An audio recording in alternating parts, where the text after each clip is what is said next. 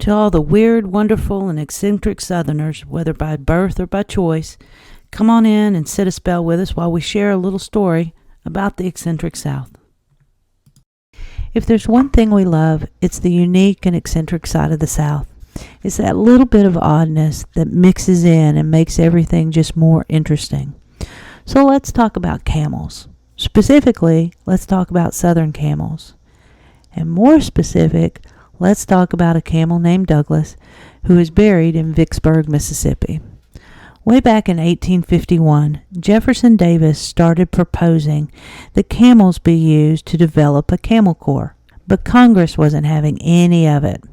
And then in 1855, Jefferson Davis became Secretary of War, and he was able to get funding of $30,000 to develop a Camel Corps. So he handpicked an agent to go to Egypt and to Turkey and start collecting camels and dromedaries. He was also able to get Turkish and Arab handlers to come over with him. And in April of 1856, 34 camels landed in Indianola, Texas. Less than 9 months later, another 41 arrived in January of 1857. And everything seemed great. The camels were able to carry really heavy loads. They were able to go for extended periods of time without water. They traveled over 30 miles a day, and they ate less than what the horses or the mules ate. But there was a downside. You see, camels, well, they stink. Plus, they have really bad breath, and they shed a lot. And then there's this one habit that they have. See, they regurgitate their cud, and they spit it onto nearby people when they get cranky. And camels, well, they're cranky a lot. So in 1858, 1859, and 1860, Congress refused to fund the Camel Project. But now that didn't mean that the camel trade stopped. See, Jefferson Davis had all kinds of plans for the Camel Corps, including using them to expand the power of slaveholders into the southwest of the U.S. So that when the Camel Corps wasn't funded, many Southern slaveholders stepped forward wanting to find ways to use these camels on their plantations.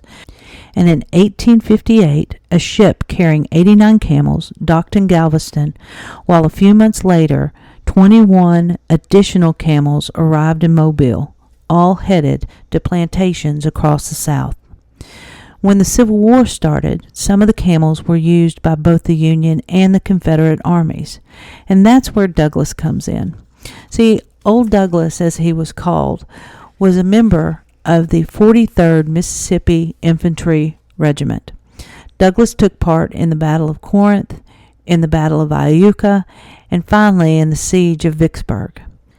Douglas was both part of Company A and Company B, and it was said that he was used to both carry the officers' mess and to carry the instruments for the regimental band. But more than anything, Douglas became a mascot. And then, on June 27th, 1863, at around 3 p.m., while standing on a grassy hill behind the lines, Douglas was intentionally shot and killed by a sharpshooter. Eventually, he was given a gravesite and a headstone in Vicksburg. But what happened to the rest of the Camel Corps? Well, as the war ended, the remaining camels were either sold or auctioned to zoos and circuses around the country, and some were simply set free to wander the southern woods. If you want to hear more about the eccentric South, please consider following us. Hope to see you soon.